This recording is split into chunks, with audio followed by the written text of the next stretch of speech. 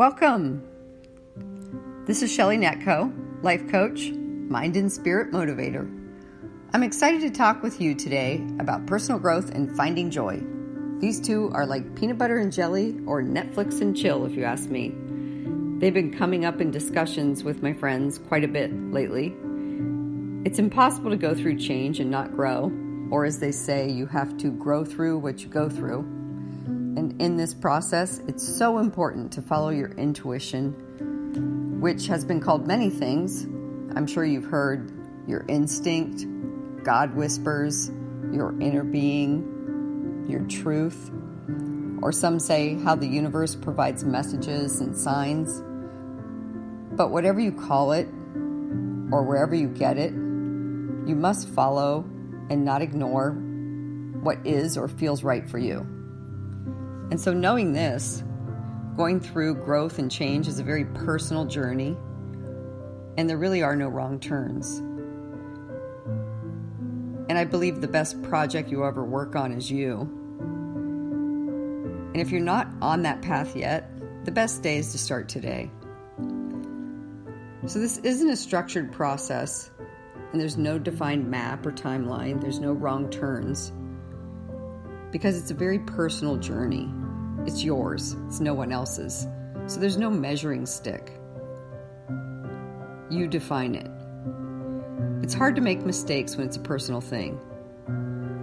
But the only real mistake could be not listening to yourself, not trusting yourself, and not standing in your truth. So through the personal growth, your responsibilities are to be yourself, follow along the path of what leads you to feeling emotionally whole and joyful. And only you know what that is. So once you have an idea of what you want to do, you should easily be able to know and to feel what you want. And if you follow along, and if you fight your instinct to do something that feels wrong or unfulfilling, say maybe stay in a job or relationship,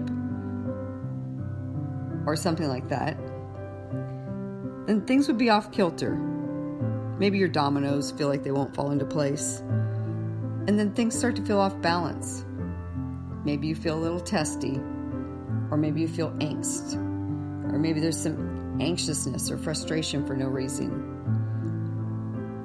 Nothing you really can pinpoint, and nothing you could feel definitively that you could say, this is it, this is what's making me feel off.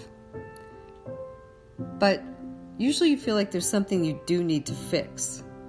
In general, you know something isn't right.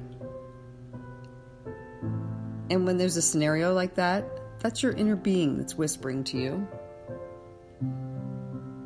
So I like to say we have an internal emotional barometer. So when we are doing what is within our truth, and we are aligned with what we are feeling that brings us joy and happiness, then our barometer is steady.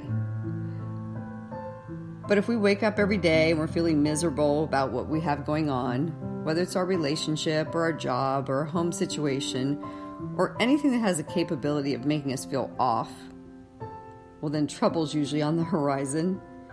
You know, when the barometer drops and there's a big storm that comes in the summer, maybe tornadoes, hail, haboobs. Heck, sometimes things are so off in life it feels like hellfire is about to unleash. Well, when you're feeling off, this will happen sometimes, but the only way to get back on track is to stop and create peace and listen. Find a quiet space, meditate, ride a bike, go for a run, go to church. Some people pray. Lay down and watch the clouds in your yard. Lock yourself in the closet if you have to. Do whatever you have to do to block out the noise and nonsense of this crazy, insane, busy world. And it can be that. Spend some time, listen to your heart and soul in the silence. Spend some time dreaming while you're there. You know, it's funny, it's kind of sad that some people say that dreamers are people who are non-productive, they're not grounded in reality.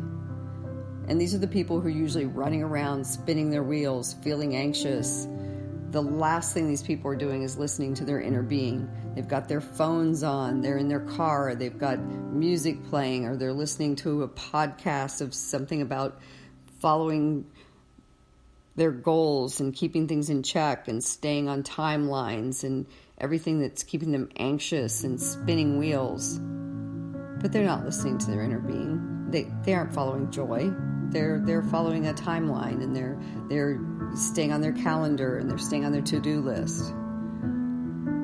But dreamers are the people who have the inspiration to know what they want and have the courage to go after everything that they feel is right. Now, I hope you don't think that it's a rare occurrence when you get off track, because it's actually a little more common than you might think. There are so many seasons in life, and that offers so many possibilities to get off track. There's time in your 20s when you're single and hustling, maybe working 1 or 2 jobs, or volunteering and dating and not tied down. Life's a party and you're just having fun. And then there's a season of maybe being a newly married with chubby babies and sleepless nights, and you feel like all you talk about is not sleeping and maybe paying bills and stretching thin. And then after that comes a transition into elementary years when kids are in school. Suddenly you're doing math again.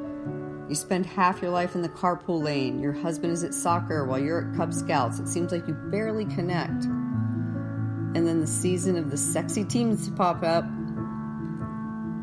And what in the actual, oh my goodness, this season is beyond anything the dreamer could have actually dreamt up, right? But then, have no fear.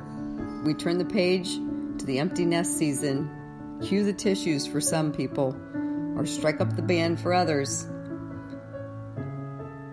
But the point is, the real secret to finding joy is how you embrace your personal growth from the get-go, and how well you learn to tune in to your inner being in the first place, and how courageous you are in living your truth.